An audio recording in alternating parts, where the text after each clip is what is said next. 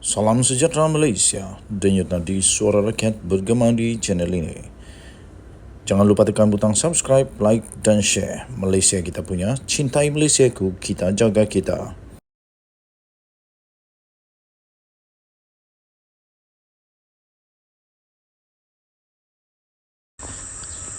Salam sejahtera Malaysia, denyut nadi suara rakyat bergema di channel ini.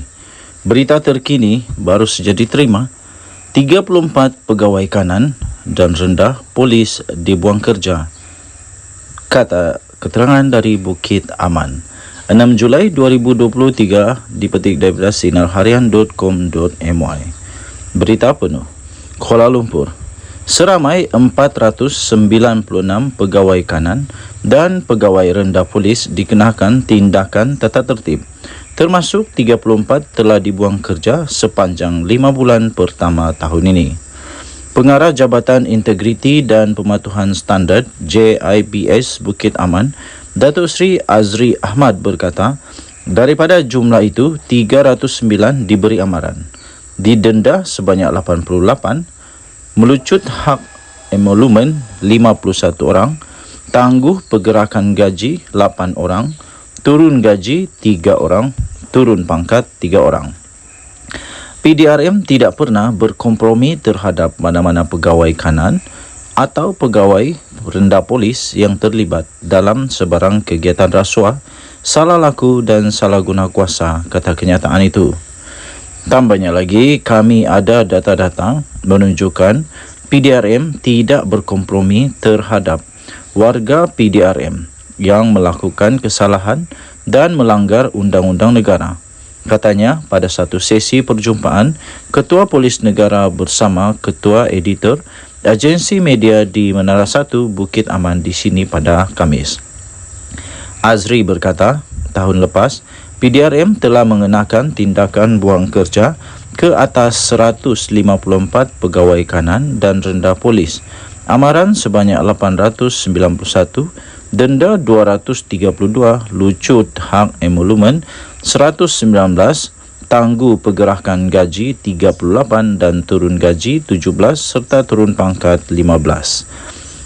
Pada tahun 2021 pula, PDRM telah mengenakan tindakan buang kerja ke atas 117 pegawai kanan dan rendah polis.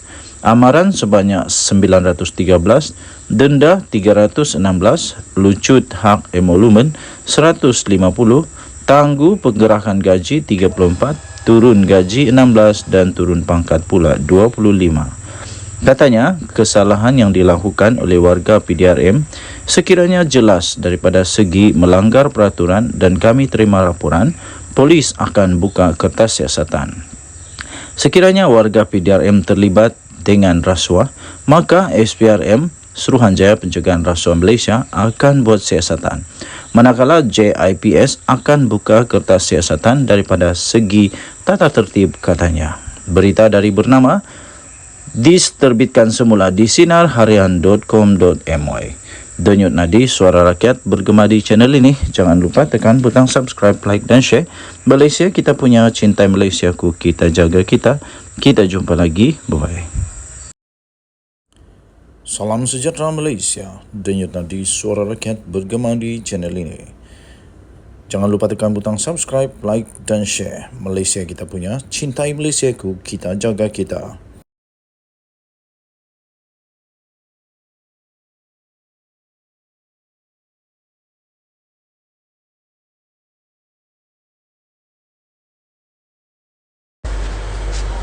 Salam sejahtera Malaysia, denyut nadi suara rakyat bergema di channel ini. Selamat petang tuan-tuan dan puan-puan yang dihormati sekalian. Tidak lama lagi, negara Malaysia akan menyaksikan satu lagi proses demokrasi di Malaysia akan dijalankan melalui pilihan raya negeri di 6 buah negeri di semenanjung Malaysia. Maka dengan itu, pastinya semua orang pasti sedang berusaha untuk berkempen sebaik mungkin untuk menawan hati para pengundi dimanapun mereka berada. Walau bagaimanapun, ada satu berita yang baru saja diterima yang pasti mengejutkan seluruh Malaysia. Didedahkan sendiri oleh Datuk Seri Anwar Ibrahim, Perdana Menteri Malaysia, kejutan terbesar untuk seluruh negara Malaysia dan pastinya ini akan membuat lebih banyak lagi semakin meroyan. Baru diterima di sinarharian.com.my 30 Jun 2023, diterbitkan pada pukul 3:08 petang tadi. Tajuk berita, Anwar dakwa terima ugutan daripada geng penyakau besar. Berita penuh, Permatang Pau. Perdana Menteri Datuk Seri Anwar Ibrahim mendedahkan telah menerima ugutan-ugutan daripada geng penyakau besar selepas kerajaan pentadbirannya bertekad untuk menghapuskan rasuah dan menyelamatkan negara daripada tindakan individu-individu yang merompak kekayaan negara. Beliau berkata, Datuk Seri Anwar Ibrahim berkata, beliau tiada masalah dengan ugutan yang diterima. Malah beliau terus bertekad untuk mempertahankan prinsip melawan rasuah dan salah guna kuasa. Kata Yang Amat Berhormat Perdana Menteri Malaysia ini, macam-macam ugutan saya terima. Geng-geng kaya raya ini dah berpakat. Saya tak ada masalah. Itu kerja dia, kata Datuk Seri Anwar Ibrahim. Tambahnya lagi, geng-geng penyakau besar berbilion-bilion berpakat sekarang ini nak buat hidup Melayu. Hang, kamu buatlah.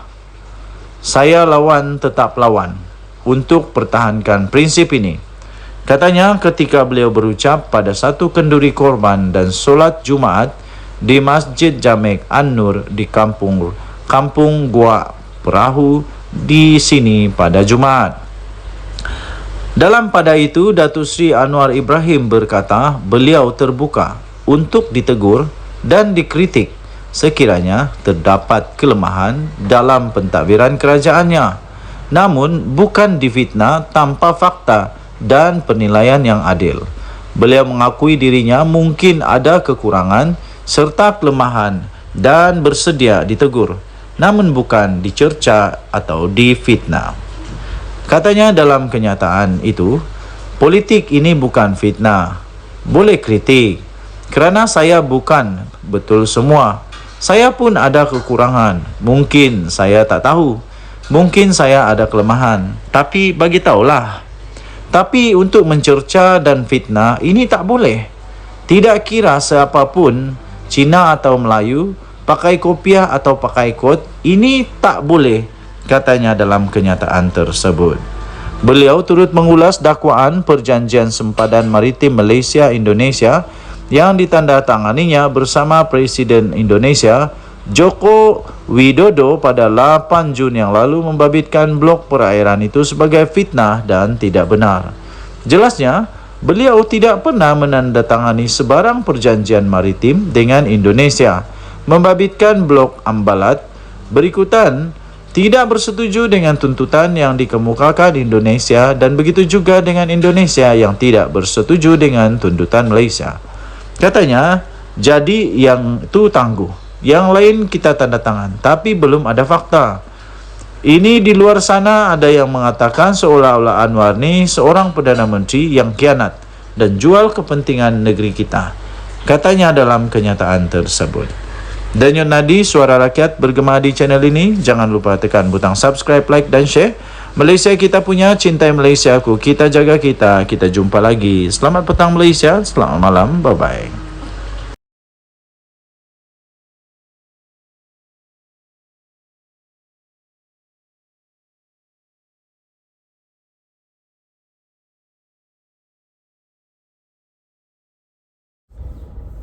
Salam sejahtera Malaysia. Denyut Nadi Suara Rakyat bergema di channel ini. Perkara yang paling dahsyat pernah saya baca adalah perkara ini, saya fikir. Bayangkan 44 juta ringgit tunai. Berapa banyak tu? Cuba kamu komen, mana tahu ada yang kerja bank kah, kerja memang accountant kah, kerja memang dealing with money, cash money. 44 juta cash ni berapa banyak? Mana tahu kamu ada pengalaman, cuba komen. Berapa banyak 44 juta ini? Berapa bag? cukupkah satu kereta? Tapi memang betul, pelik tapi benar, tapi ini sudah terjadi. 44 juta ringgit Malaysia cash ditemui di pejabat, di rumah bekas seorang pengarah Jabatan Air Negeri Sabah. Aduh, patutlah di kampung kami tiada air. Patutlah banyak kampung tak ada air. Rupanya ramai orang pencuri. Aduh, pencuri. Tapi kita tak tahulah.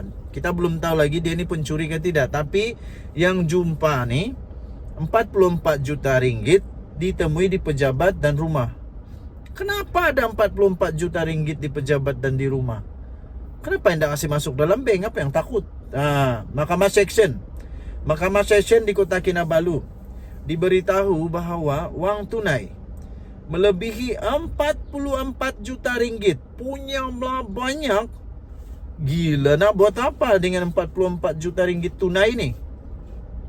Ditemui di pejabat dan di rumah.